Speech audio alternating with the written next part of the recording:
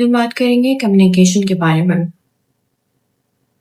Communication क्या है और कम्युनिकेशन कितने किस्म की होती है और इसका क्या इम्पैक्ट है आपकी लाइफ में। जब आप किसी से बात करते हैं, कम्युनिकेट करते हैं, तो दूसरा जो आपकी सुन रहा है वो किस तरह से महसूस करता है। तो कम्युनिकेशन 5 तरह की होती है। First communication is active communication. Second is verbal communication. Third is non-verbal communication. Fourth is written communication, and the fifth one is emotional intelligence. Anyway, तो जो फर्स्ट कम्युनिकेशन है हमारी, जिसमें हम एक्टिव लिसनिंग कहते हैं, वो ये होती है कि आप किसी की बात को कितनी गौर और फिक्र से सुनते हैं, कितने तरीके से सुनते हैं, कितना उसके ऊपर फोकस होते हैं जो वो कुछ कह रहा है। फॉर एग्जाम्पल, मैं अभी आपसे बात कर रही हूँ, मुझे नहीं पता कि आप मुझे कितना अच्छे तरीके से सुन रहे हैं और मेरी बात को समझ रहे हैं, लेकिन कम्युनिकेशन हर चीज में, हर रिलेशन में, हर एज में, हर स्टेज में लाइफ के बहुत ज्यादा इम्पोर्टेंट रोल प्ले करती है। चाहे आप किसी बीमारी से लड़ रहे हो, चाहे आपको डिप्रेशन हो, मूड स्विंग्स हो, आप प्रेग्नेंट हो, आपको कोई तकलीफ हो, आप अपने आप को वेंट आउट करना चाहते हैं किसी से, और ऐसे इंसान को जो आपको फोकस होकर सुने, ना कि आप से फौरन से आपके साथ जजमेंटल हो जाए। तो हर किसी की जिंदगी में ऐसा कोई इंसान होता है, जैसे आपके पेरेंट्स होते हैं, आपके भाई बहन में से कोई होता है, आपके फ्रेंड्स में से कोई होता है जो आपको सुन रहा होता है। बहुत सारे मुल्कों में ऐसा होता है कि लोग जो है वो वेंट आउट करने के लिए कुछ जानवर रखा हुआ होता है और वो उससे अपनी बात कर रहे होते हैं ताकि वो सुने आप, क्योंकि जानवर आपको जवाब नहीं दे सकते, जानवर आपसे बहस नहीं कर सकते। तो ये एक कम्युनिकेशन का तरीका है कि आप अपनी बात को वेंट आउट करें किसी के सामने जो आपको बहुत अच्छे तरीके से सुन रहा हो। एनीवे, एक होता है वर्बल कम्युनिकेशन, जिसमें जो है वो वर्बल तरीके से अपनी साइन लैंग्वेज में, अपने तरीके से आप अपने बोलने के तरीके से आप जो है वो उसको अपनी बात बताते हैं एक इंसान को, अपना कम्युनिकेशन जो है वो दूसरे से डेवलप करते हैं। अच्छी कम्युनिकेशन होती है, जैसे फॉर एग्जांपल हेल्दी कम्युनिकेशन आप कहेंगे कि आगे से कोई आपसे बात कर रहा है, आप उसको जवाब दे रहे हैं और ये बहुत अच्छे तरीके से लोग इस चीज पर जो है वो कहे कि कम्युनिकेट करते हैं अपने थॉट्स को, अपने व्यूज को, तो वो इसको वर्बल कम्युनिकेशन कहते हैं। वर्बल कम्युनिकेशन में आप बड़े अप्रोप्रिएट वर्ड्स यूज करते हैं अपनी बात को बताने के लिए, अपनी बात को कहने के लिए, लोगों तक पहुंचाने के लिए, ताकि जो आपकी बात का टॉपिक है या आपकी बात है वो दूसरा इंसान सुन सके और समझ सके कि ये आप कहना क्या चाह रहे हैं, आप मतलब ये आप समझाना क्या चाह रहे हैं।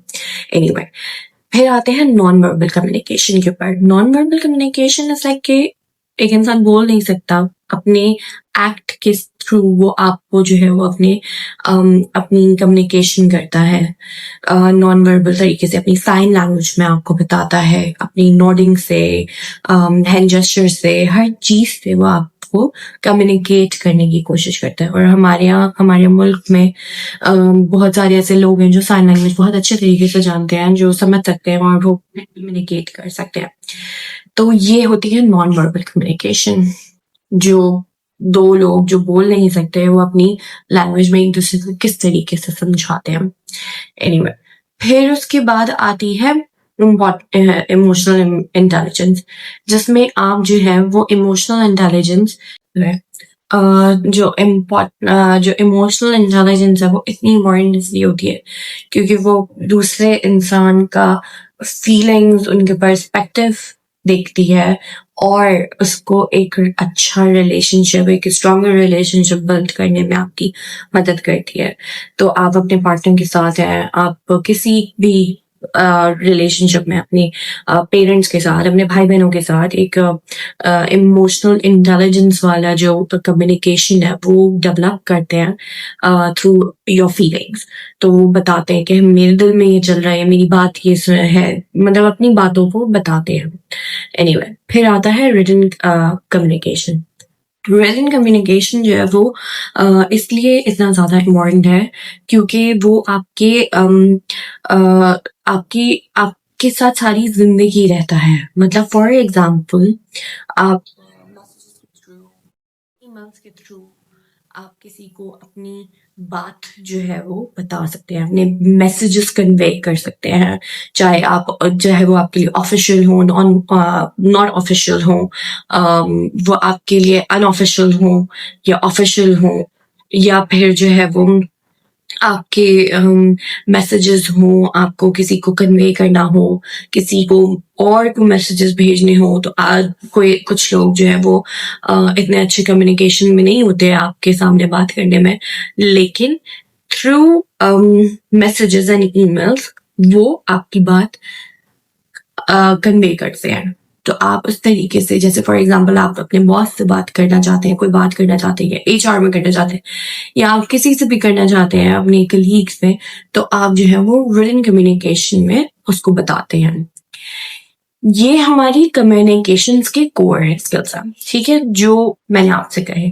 इसके ऊपर और इससे बड़ी बहुत बड़ी चीज होती है कम्युनिकेशन आपकी लाइफ में इसलिए बहुत ज्यादा इम्पोर्टेंट है क्योंकि आप एक इंसान से उसके दिल का हाल पता करते हैं। आप पता करते हैं कि उसके दिल और दिमाग में क्या बात चल रही है। बहुत सारे लोग जो हैं वो आपने देखा होगा हमारे मुल्क में सुसाइड के रेट बहुत बढ़ रहे हैं।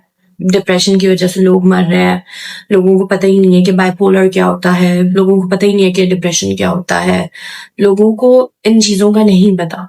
तो लोग चाहते हैं कि आपसे बात करें, कोई चाहता है कि आपसे बात करे। जब कोविड हुआ था तो कोविड में बहुत सारे लोग जो है वो बात नहीं कर सके थे। एक दूसरे से बात करना मुश्किल हो गया था क्योंकि कुछ लोगों के स्किल्स ही यही थे कि वो आपके सामने बैठ के आपसे आराम से बात करें, लेकिन वो नहीं कर पाते थे क्योंकि मिलना मिलाना नहीं था लोगों का है वो इमोशनली, और कितना आप दूसरे को अपनी बात जो है वो कन्वे कर सकते हैं अपने वर्ड्स के थ्रू, अपने फीलिंग्स के थ्रू, जो आपके दिल में है या आपके दिमाग में है, अप्रोप्रिएट वर्ड्स यूज करके और अपनी बात को जब आप लोगों से मिलते हैं तो आपकी एक अच्छी फीलिंग्स जो है वो डेवलप होती हैं लोगों से बात करके। बहुत सारे लोग इंट्रोवर्ट होते हैं, बहुत सारे लोग एक्सट्रोवर्ट होते हैं, बहुत सारे लोग एम्बिवर्ट होते हैं। तो कुछ लोगों को बात करना पसंद होता है, कुछ लोगों को बात करना नहीं पसंद होता है। कुछ लोग ऐसे होते हैं कि एट टाइम्स उनको पसंद होता है और एट टाइम्स उनको नहीं पसंद होता है। तो बात सारी होती है कि आप कितने अच्छे लिसनर हैं। आप अगर अच्छे लिसनर हैं, अगर आपको बात करना नहीं पसंद तो आप सुन सकते हैं किसी की। क्या पता आपके सुनने से किसी को फ़ायदा हो, किसी को कोई तकलीफ़ हो रही हो और आप सुनकर उसका मसले को हल कर सकें, या आप उसकी बात को सुन सकें और वेंट आउट हो वो इंसान आपके सामने। तो अपने करीबी लोगों को देखा करें। बहुत सारे ऐसे लोग होते हैं जो पैलिएटिव केयर पे होते हैं।